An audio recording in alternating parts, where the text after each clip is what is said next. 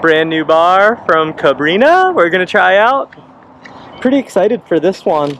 So it has the double lines in the middle so that the lines don't tangle up on spins, and then the new quick release, a lot smaller of a loop right here.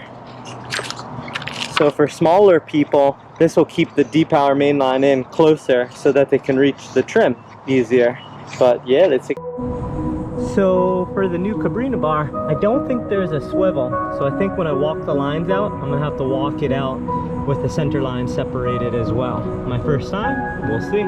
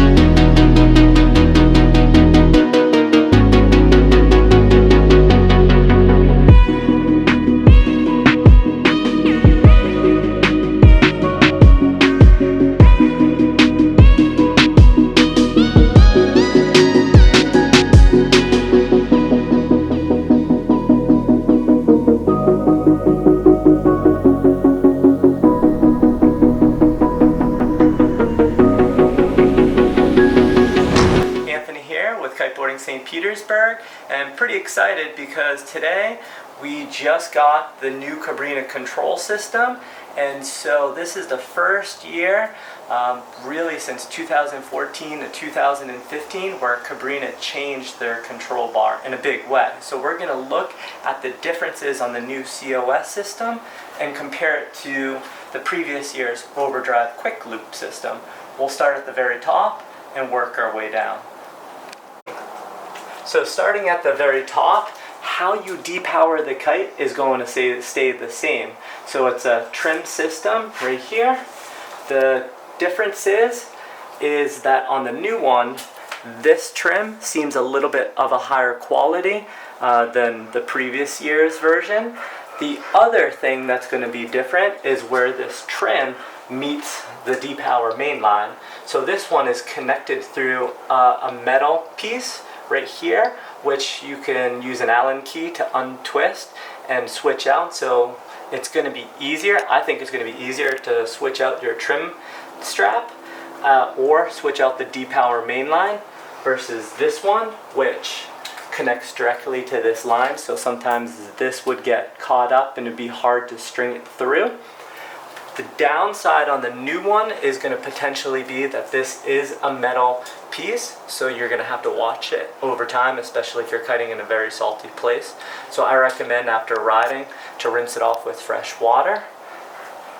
Okay, so there's two big differences between the new bar and previous year's bars. One of which is going to be the D-Power mainline. So as you can see, there's two right here. There's two D-Power main lines, and the purpose of this is that if your center lines get twisted up or spun on a kite loop or doing a back roll or a front roll, that when you sheet out just a little bit, that the center lines untwist themselves versus previous years where if these center lines got twisted, you'd have to manually unspin it from the bar right here. So the only thing I noticed is that you're going to have to walk out the center lines in the beginning. Before you go out on a session, you're going to have to walk out the center lines and separate them. But once you're riding, it is a nice feature. I didn't think I would like it as much as I did during my session, but that was a really good one. Another big difference with the D-Power mainline on the new one is that this is shorter than in previous years. So the significance of having a shorter throw is for shorter riders who maybe don't reach as far. When they crash the kite, it'll be a lot easier to reach the control bar or one of the outside steering lines to do a water relaunch. So I measured the distance, and you can see one's longer than the other. This one right here is 3 inches shorter from here than this one right here. So that would be a good thing. If you're a shorter rider, you would consider the new COS control system. Another subtle difference is this metal bracket in the middle right here. So one thing, this is wider than in the previous years. This is more narrow. I do like this one because I feel my thumb, I ride with my hands close together, and it fits into this groove right here.